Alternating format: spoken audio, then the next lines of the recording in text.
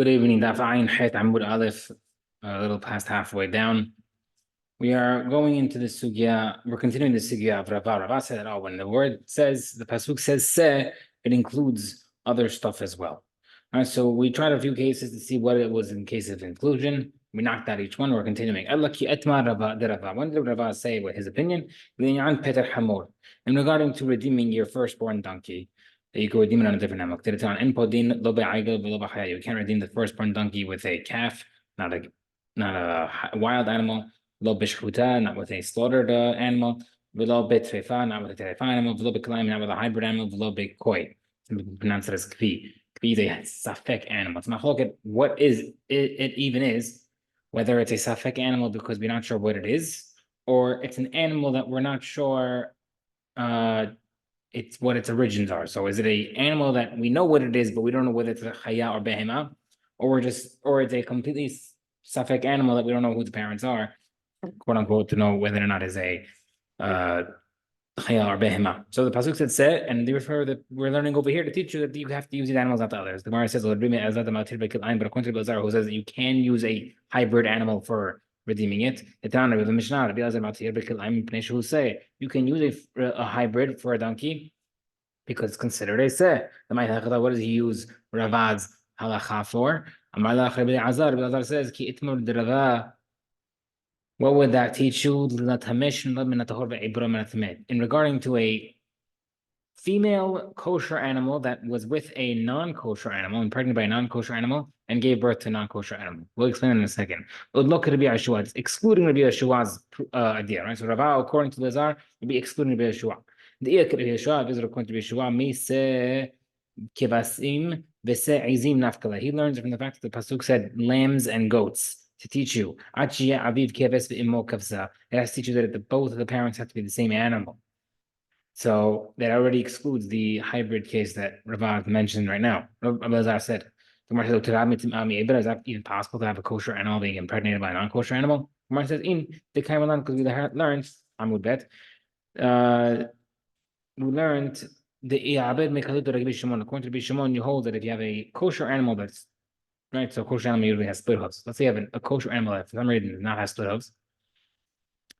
It's considered non-kosher. So if the animal got pregnant from this kosher animal with unsplit hooves, then it's also not kosher according to Rabbi Shimon. That would be the case. Has a question. Someone says, I want to bring a korban olah. Very interesting case. I want to bring a korban olah. Short. And he says, you know what? I'm going to bring an ox, right? You could bring a lot of different things. The ox is probably the most expensive one. And someone else stole the animal, the ox. So now he has to replace it. So can he replace it with a lamb? According to Chachamim, you can use a lamb. Or be'alat ha'of, the Rabbi holds that you could use a bird as an olah. And so am I replacing the korban or replacing the animal? The time of Mishnah, I have someone say, I want to bring a korban olah. He should bring a lamb. He could bring a dove or a young dove. What's the halacha?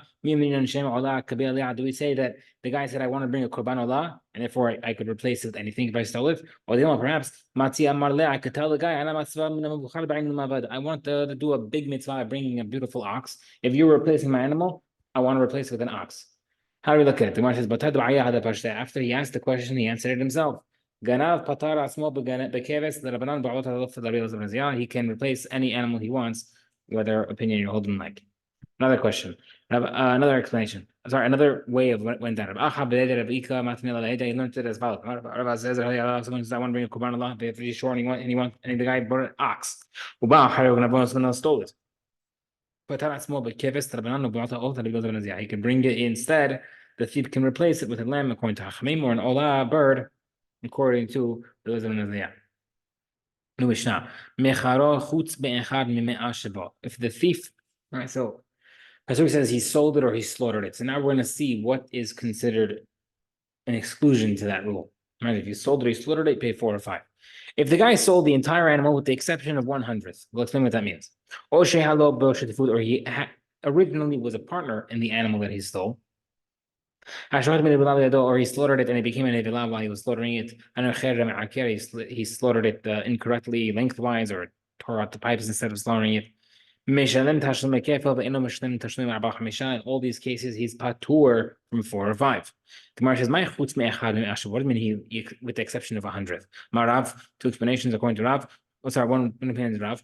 Chutz me'davar hanitera imo b'shuta. That means he's selling everything except an item that is matir b'shchita. Meaning, if you take the horn, for example, before or after it's slaughtered, it's still mutar to you. Obviously, you can't eat it. A piece of meat, only matir, only mutar with the slaughtering. So Rav holds that if he holds back a piece of flesh that's food, yani, from the animal, that is something that's me'akev. It's an exception to the sale, and therefore he would not have to pay 4 or 5.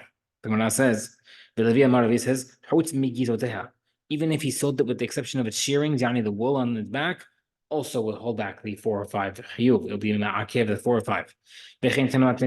As well. If you sold it with the exception of the shearings, you're patur from 4 or 5.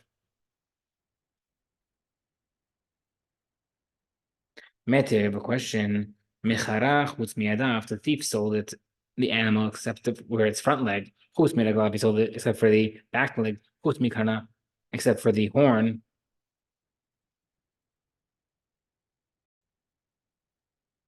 So if he sold it without its front leg, back leg, or horn, or without the shearings, he does not pay the 4 or 5. Rabbi Merbi says, if you sold it something without something that would need shechita for yani flesh, that's when you don't pay 4 or 5. If it does not need shechita to use it, like a horn, for example, you pay the 4 or 5. Rashba Omer Rashbi Shon Zamer. Chutz mi karana. If he sold it without the horn, enu mishlem tashlum arba chamisha. Chutz mi gzuteh, without its shearings, mishlem tashlum arba chamisha. The Gemara says, "Bishlam Levi Tanakama." Levi makes sense exactly like Tanakama regarding the shearings. And the Rav Kaman, who does Rav according to? Amri they say Rav Damar Ki Haytana. Rav says like the following Tana. Tanya the Bretta says, Rabbi Shimon ben Lazar Omer, Mecharaha Chutz miyada. If he sold the animal without the front, Chutz minaglan to the back of it, in Mishlam Tashlum Arba Chamisha, he does not sell it. He does not pay the 4 or 5. Chutz mikaraneha and Kana. If he sold it without its horn, Chutz migizoteha, or without its shearings, Mishlam Tashlum Arba Chamisha. He does pay, which is exactly what he said. The Gemara says, "What's the machloket based on? Why does everybody hold something else?" And not Kama Savara. The Tanakh holds utbaho. You slaughtered it. Kulo ba'inan u'macharon kulo ba'inan. When you're slaughtering or selling it, you have to sell the entirety. So if you're holding anything back, anything, even the shearings, doesn't go through. The Rabbi Savar holds utbaho midi dehave b'tzvicha. Slaughtering has to do with something that's slaughtering. La'afukim midi dehave b'tzvicha to exclude something that is nothing to do with slaughtering, like the horn. And selling also similar to the slaughtering, also essential parts of the bodies, etc. Says, a horn which doesn't get cut off, that is considered excluded. And that is excluded from the sale, and that is something to stop the 4 or 5. But in general, shearings which are meant to come off, Lo Havishira is not considered an exclusion from the sale, and therefore he pays the 4 or 5. The Idach Tana the very Bishba, the other Tana says, regarding the legs which you need the slaughtering in order to use it, Havishir. That's excluded. That would stop the 4 or 5. But the horns and the shearing, which you don't need slaughtering to use, that's not considered an exclusion, and you would pay it. So the Gemara says, under Shimon Lazar in 2 different Bretot. Gemara says, 2 different Bretot, and each of the Tanaim in those Bretot are saying that's after they heard from Rishba. One of them obviously saying yes, one of them is obviously saying no, regarding to what's considered the exclusion of a sale. Next, number 9. Hagonev hakitat. Someone steals an amputated animal. But or a lame animal. It's a sumar or a blind one. Someone who stole an animal of partners and then he slaughtered or sold it. Hayab your hayab. But partners who stole an animal and sold it together, put it in the patur. The Gemara says, partners who stole it, you're hayab. What's going on? When are you patur? When you stole with a partner, when a partner stole from another partner. Kan b'shutav sheganav ba'almo. Over here, we're talking about a partner who stole somebody else with his friend. That's when you're chayav. You might think that this says, if you might think that a partner who stole with a friend or a partner who stole together are chayav. And you have to do the whole thing by yourself. And it's over here is not. So we see any type of partners are patur. Gemara says, not a stira. Over here, when you're chayav with partners, when you slaughtered it together with the guy. When are you patur the partner? When the partner does not know that you're slaughtering it. Has a question. The guy sold the animal, the exception of the 30 days, meaning I'm selling it to you, but I get to use it the first 30 days if you don't slaughter it. He sold it with the purpose of I'll use it as work until you slaughter it. Or I sold it to you except for the fetus. What's the halacha? So regarding the fetus, right, the concept throughout Shas, whether or not we look at a fetus as part of the mother's thigh, is it considered part of the mother? A lot of different ramifications throughout the halacha, whether or not you hold the baby's part of the mother or a separate entity. So according to the opinion holds that it is considered part of the mother, but that's obviously not a question. He'd obviously hold that it's considered part of the mother, and therefore it's stopping the 4 or 5. When's there's a question? According to the opinion holds that it's not like the mother. What's the problem with that? Maybe you might think over here it will be considered part of the mother because it's physically attached. Or perhaps you might say, since it's eventually going to separate from the mother, it's not going to be considered excluded. Another thing, different explanation. Since it's not considered the mother, maybe it's not considered an exclusion. Since the fetus of the mother animal can be eaten with the mother's slaughter, and if you slaughter an animal and the baby inside, you're able to eat the baby without slaughtering it. Therefore, if you're excluding the fetus, you're excluding a part of the mother. Another question. If someone stole an animal and he amputated the leg and then he sold it, mahu. Or do we say that what he stole he didn't sell, or whatever he sold he didn't exclude, meaning he sold what he had left. Then another question.